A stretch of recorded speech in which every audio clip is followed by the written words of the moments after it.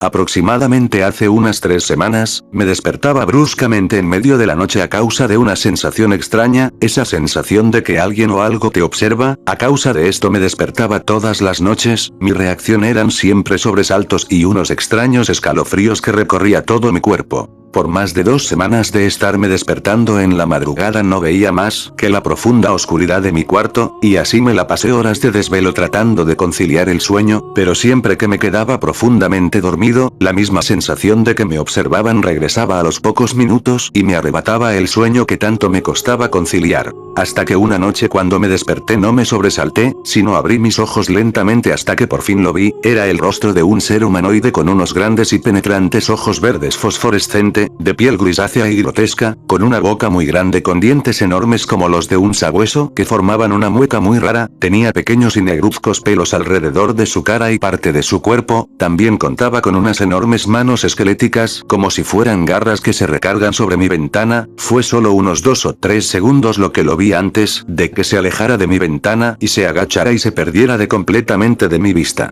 No pude ni moverme en varios segundos, pero cuando lo hice me acerqué a mi ventana lentamente con el afán de verlo una vez más, pero antes de llegar a mi ventana un temor me invadió y le grité a mis padres, los cuales acudieron a mi llamado, y cuando les conté lo que había visto, solo se vieron entre sí. Mi papá se asomó por la ventana verificando que no había nada, después terminó dándome un sermón sobre los videojuegos y los cómics, a los cuales yo no era muy apasionado, y regañándose de que desperté a mi hermano menor. Claro que a mis 17 años mis padres no me hicieron tanto caso como yo quería, pero ahora creo que nadie me haría caso realmente. ¿Quién creería una cosa así? Después de lo que había visto no pude dormir en varias noches, cada ruido o sombra me alteraban bruscamente y me mantenía en alerta toda la noche. Solo pensar que ese ser fuera a aparecerse de nuevo me aterraba tanto que sentía como mi cuerpo temblaba y sudaba con el solo hecho de ver la ventana, pero fue hasta que ayer en la tarde-noche que después de mucho trabajo en la escuela y los estudios para mis exámenes finales, además del intenso calor que hacía, que me quedé profundamente dormido. Fue un ruido el que me despertó, pero no un ruido como el de las noches pasadas, fue sin duda una especie de pisadas como pies descalzos en un suelo de mosaico, unas pisadas tan fuertes que me despertaron, y cuando fui abriendo mis ojos las pisadas estaban acompañadas de una especie de respiración forzada, como la que hacen los perros cuando tienen moquillo. Cuando me incorporé y deslicé un poco las sábanas que me cubrían la cabeza, pude verlo de nuevo, era el mismo ser que yo había visto asomándose por mi ventana, pero esta vez estaba saliendo de mi cuarto por la ventana, cosa que me causó un horror que no puedo describir ni siquiera en palabras. Medía un poco más de 2 metros y se veía espantoso, horrendo, ante la poca luz que entraba a mi cuarto por mi ventana del poste de luz de la calle pude verlo delgado y mórbido, era abismal lo que estaba frente a mí, quise gritar, pero no pude, me quedé anonadado. Y no pude hacer más que verlo salir en un completo silencio y temblando de pánico que sentía solo con verlo. En cuanto se marchó, me quedé sin palabras, solo reaccioné cuando sentí como unas lágrimas se deslizaban en mi rostro, me paré lentamente y cuando llegué a unos centímetros de mi puerta sentí una humedad en mis pies descalzos que casi hacen que me resbalara y cayera de espalda. Al prender la luz mi sorpresa fue aterradora cuando vi un ligero charco de sangre que se metía por debajo de la puerta. Llamé a mis padres, pero no tuve respuesta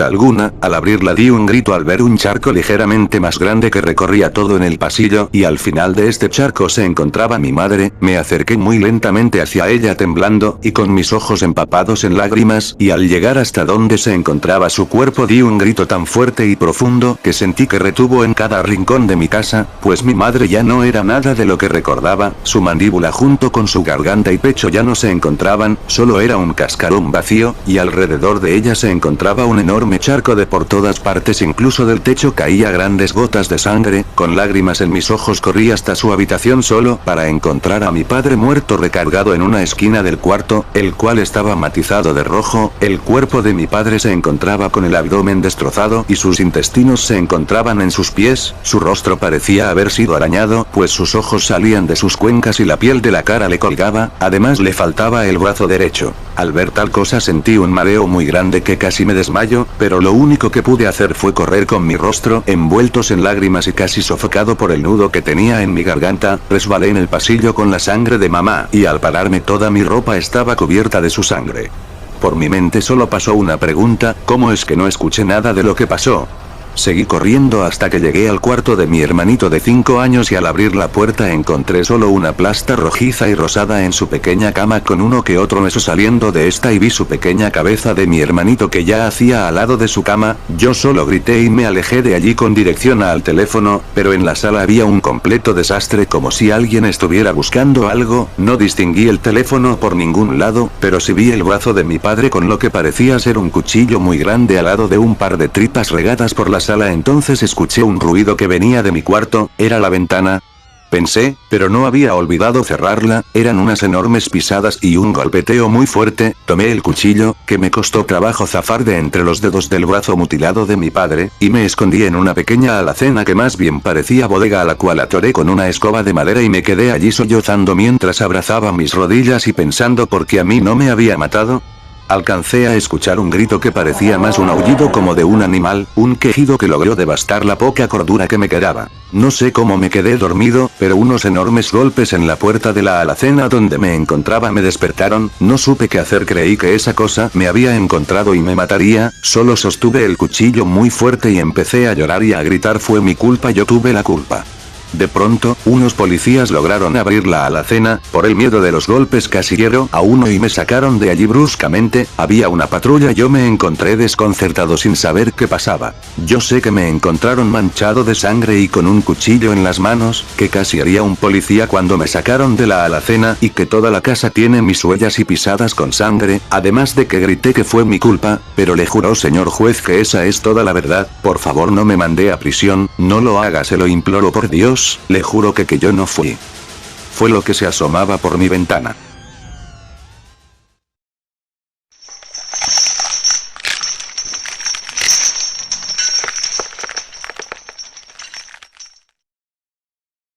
No, no apagues la luz.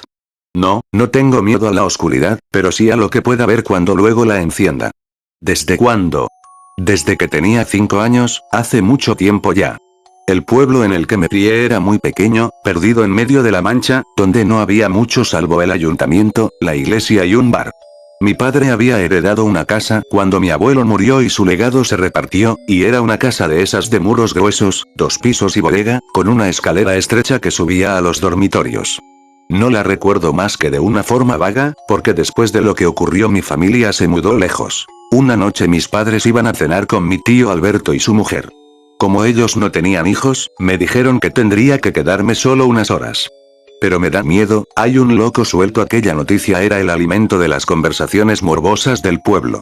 Habíamos oído por la radio que hacía 2 días que un loco se había escapado de un manicomio que había a unos kilómetros del río, y la Guardia Civil todavía lo andaba buscando. Sí, era una época en la que se llamaba manicomios a los manicomios, y a los locos, locos. No te preocupes, dijo mi padre, cerraremos bien la puerta y no tardaremos mucho. Además, te dejamos con Nora. Nora era nuestra perra, una pastora alemán hermosísima, que solía dormir en una silla de mimbre que había en mi cuarto. A pesar de que me eché a llorar, mis padres no cedieron. Mi padre siempre decía que tenía que ser valiente. Empezaba a oscurecer cuando salieron por la puerta. No sé cuánto tiempo pasó hasta que me fui a la cama, pero tuvo que ser mucho, porque ya era noche cerrada. El viento parecía susurrarme al otro lado de la ventana. Yo era un niño, así que encendí la luz de las escaleras para ir a apagar la del salón, y la del pasillo para apagar la de las escaleras, y la de mi cuarto para apagar la del pasillo.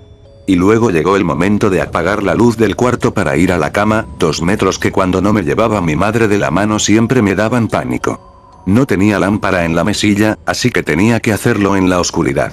Lo que hacía era darle al interruptor y correr a la cama, aguantando la respiración, hasta esconderme bajo las sábanas. Y, como todos los niños, cada vez que lo hacía tenía la sensación de que había estado a un segundo de que algo me agarrara del tobillo. En cuanto me tapaba me quedaba totalmente inmóvil. Mi hermano mayor, el que había muerto poco antes, siempre me decía: si te quedas quieto, muy quieto, los monstruos no saben dónde estás. Así que aquella noche me quedé quieto, muy quieto. Y a pesar de que los oídos parecían pitarme de la intensidad con la que buscaban cualquier ruido extraño, al final me quedé dormido. Pero me desperté. O más concretamente, tenía la sensación de que algo me había despertado, tal vez una advertencia en mi sueño. solo una rendija de la luz de las farolas entraba por encima de las cortinas, y se proyectaba justo encima de la cara del crucifijo que había colgado en la pared, cuyo Cristo, en su siniestra iconografía, parecía retorcer aún más el rostro.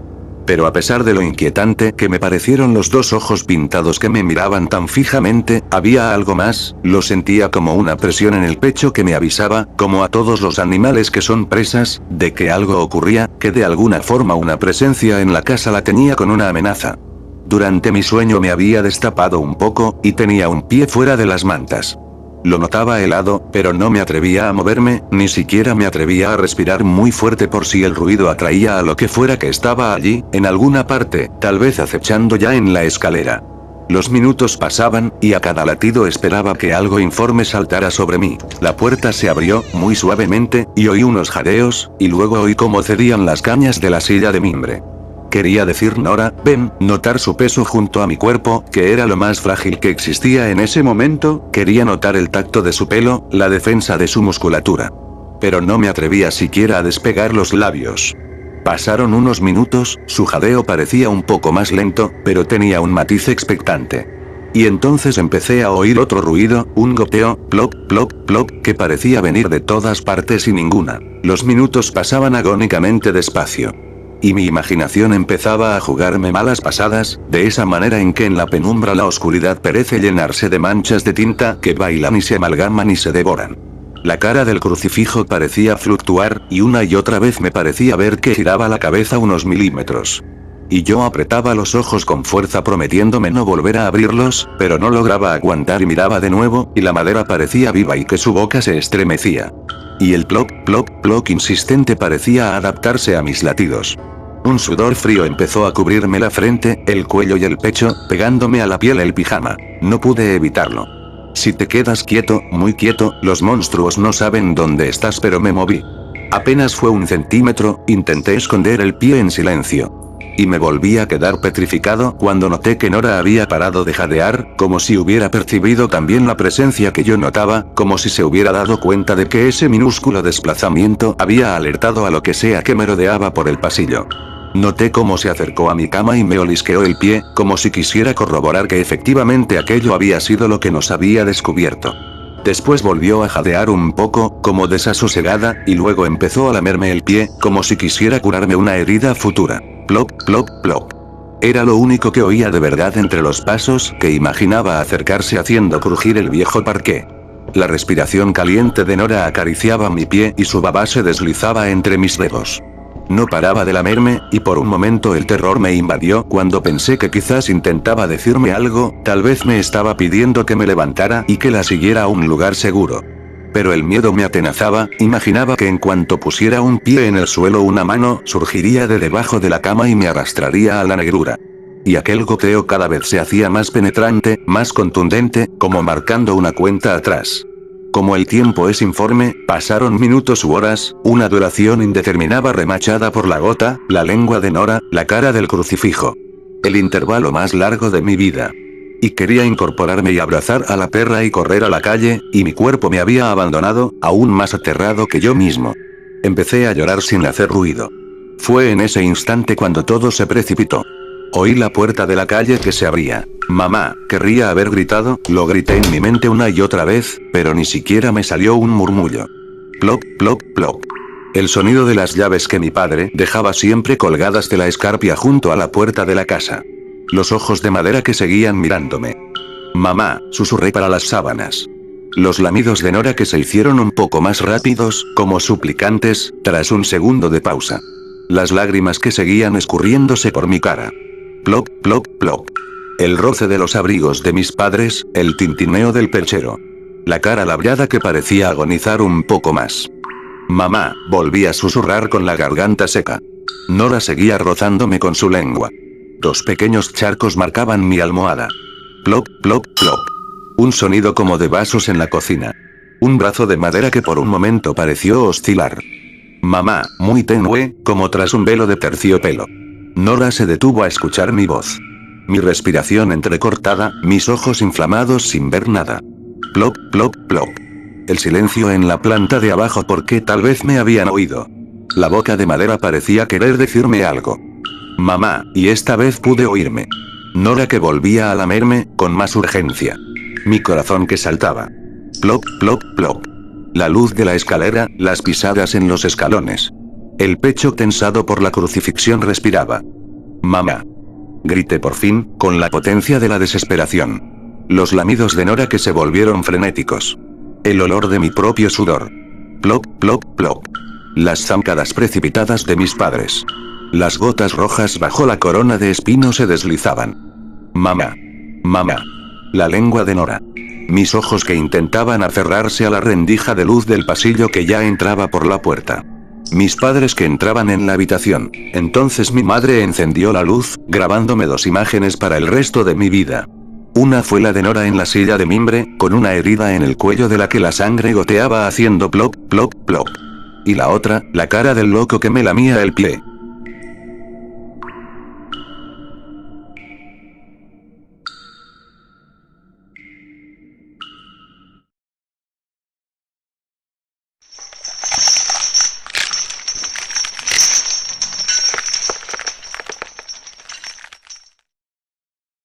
Este es un lugar demasiado horrible para que una niña como tú lo recorra sola.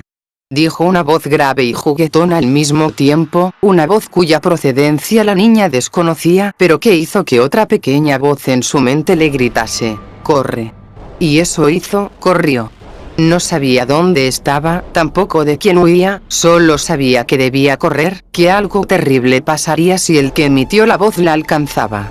Por su parte, la vocecita en su cabeza sonaba tan alarmada, por eso, aún sin conocer las circunstancias exactas en las que se hallaba, corrió lo más rápido que pudo. Estaba oscuro, eso sí lo sabía. A medida que corría, sus ojos se fueron acostumbrando a la oscuridad, estaba en un largo camino de tierra y piedras, con las cuales tropezaba de vez en cuando. ¿Por qué huyes? No tiene sentido que corras. La niña la ignoró y continuó su carrera. A medida que se cansaba iba aminorando inconscientemente su marcha. La voz había dejado de seguirla, o al menos ya no la escuchaba y, si se ponía a observar, el paisaje que veía no era muy desalentador de cualquier modo, el problema real es que estaba sola, al menos eso parecía. Al fin, cansada y desorientada, se detuvo. Miró hacia atrás. Nada. A los lados del camino, que a decir verdad no era muy aterrador, estaban lo que parecían ser un montón de árboles, recortando sus frondosas siluetas en la obscuridad, con lo que parecían grandes frutos colgando de sus ramas. Los árboles ejercían una extraña atracción sobre ella. Casi como si la estuviesen llamando. La curiosidad la empujó a acercarse, deseando ver esos enormes y curiosos frutos más de cerca. Mientras más se acercaba, más distinguía la forma de los frutos, que eran. Fue solo cuando estaba a pocos metros del árbol que este se iluminó, con una luz roja y muertecina, como si se iluminase una cortina de sangre con el haz de una linterna. En ese momento pudo ver la real forma de sus frutos. Eran cabezas en distintos grados de descomposición, pero en general, de niños. Algunas sin mejillas, revelando una dentadura de rojo oscuro a negro por la sangre seca, a otras les faltaba un ojo, incluso 2. A algunas les habían cortado el cuero cabelludo, dejando la parte superior de su cráneo al descubierto, a una incluso le habían arrancado toda la piel, dejando una calavera rojiza. Sin embargo, esa en particular no le habían tocado los ojos, que seguían en su sitio. Asqueada y aterrada, de golpe la niña cayó al piso de espalda, incapaz de apartar su vista de la tétrica visión. Una de las cabezas, a la cual le faltaba la piel de la parte inferior de la quijada y la nariz, abrió sus ojos, blancos con la sombra de la muerte, y susurró, luego gritó, con lo que pareció un tremendo esfuerzo de su parte, una única palabra: «Corre». Con la misma voz que en un principio creyó proveniente del interior de su mente. Presa del pánico, la niña trató de incorporarse, lo consiguió y cuando estaba a punto de echar a correr de nuevo, se encontró en los brazos de aquel ser, y en sus peores pesadillas había visto algo así. Putrefacto, nauseabundo, le faltaban grandes trozos de piel, el resto estaba supurante y cubierta de gusanos. Donde deberían estar sus ojos solo se veían 2 cuencas llenas de sangre, hedionda y coagulada. La niña trató de gritar, pero el grito no salía de su garganta. La criatura le sujetó la cara con ambas manos, obligándola a mirarla a los ojos, y fue acercando su cara, deformada con una mueca que parecía el intento de una sonrisa, más y más, hasta que la niña despertó paralizada del terror en su cuarto. Trató de levantarse e ir al cuarto de sus padres. Ellos la consolarían, le dirían que solo fue un sueño y le permitirían dormir con ellos esa noche. Fue entonces cuando sintió un agudo e inmenso dolor por todo su cuerpo. En ese momento lo notó. Sus extremidades estaban cosidas a la cama, al igual que sus labios estaban cosidos entre sí. Terriblemente adolorida, en un intento de liberarse, despedazó sus labios para abrir su boca, gritó lo más fuerte que pudo y nada ocurrió. Nadie vino en su ayuda. Gritaba por el terrible dolor, lloraba por la desesperación y el desconcierto. ¿Dónde están papá y mamá? Era lo único que lograba pensar. En medio del dolor, más preguntas vinieron a su mente. ¿Dónde estoy? ¿Qué está pasando? ¿Quién me hizo? Fui yo, esa voz. Esa voz hizo que todo el dolor y la confusión quedasen en segundo plano, reemplazado por un horror tan inmenso que nunca imaginó que nadie pudiese sentir. Movió su cabeza, solo para descubrir al mismo ser de su pesadilla sentado a un lado de su cama. Hola. Te lo dije, pequeña. No tenía sentido que corrieses. Ahora por favor, quédate quieta, ¿quieres? Así, mientras los padres degollados de la niña, en su cuarto, yacían en un charco de su propia sangre y mientras la criatura reemplazaba, desgarrando y cortando, las partes faltantes de su cuerpo con las de la pequeña, y mientras la niña, presa del pánico y de un dolor indescriptible, gritaba tan alto que desgarraba su garganta, en algún recóndito lugar del infierno, las cabezas de los niños colgadas de los árboles, gimiendo de tristeza y desesperación, esperaban a su nueva compañera.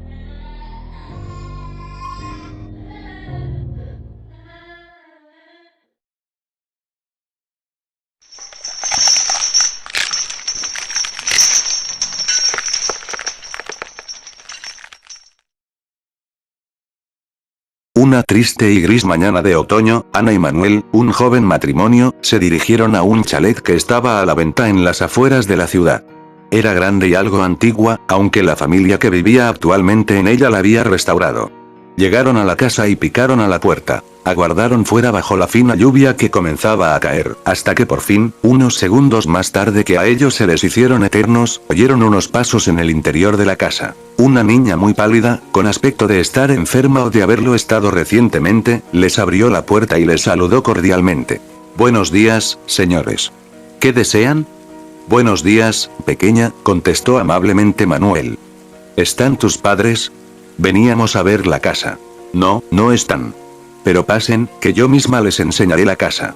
Ana y Manuel aceptaron, aunque les parecía extraño que los padres de la niña le dejaran invitar a desconocidos a su casa cuando no estaban ellos. La niña, vestida con un simple camisón blanco y caminando descalza, les enseñó la casa. A ellos les pareció muy bonita, y decidieron preguntar el precio. ¿Tardarán mucho tus padres, pequeña? Preguntó Ana. La niña se encogió de hombros y contestó. No lo sé. Pueden esperar aquí un rato hasta que vuelvan, si quieren. Aceptaron, y la niña les invitó a que se acomodaran en el salón mientras ella les preparaba algo para beber. Les preparó un té, y ellos, después de beberlo, esperaron aún un ratito más. Como los padres de la niña no volvían, decidieron marchar y volver en otra ocasión. Así que se despidieron de la niña y le agradecieron su amabilidad. Toma, dijo Manuel, tendiéndole un trozo de papel. Es nuestro número de teléfono. Cuando vuelvan tus padres, dáselo y diles que estuvimos aquí viendo la casa. Salieron, y la puerta se cerró suavemente tras ellos. Ahora llovía mucho más, y encima se había levantado la niebla, de modo que no vieron a los padres de la niña hasta que casi se chocaron con ellos, al lado de la puerta del jardín.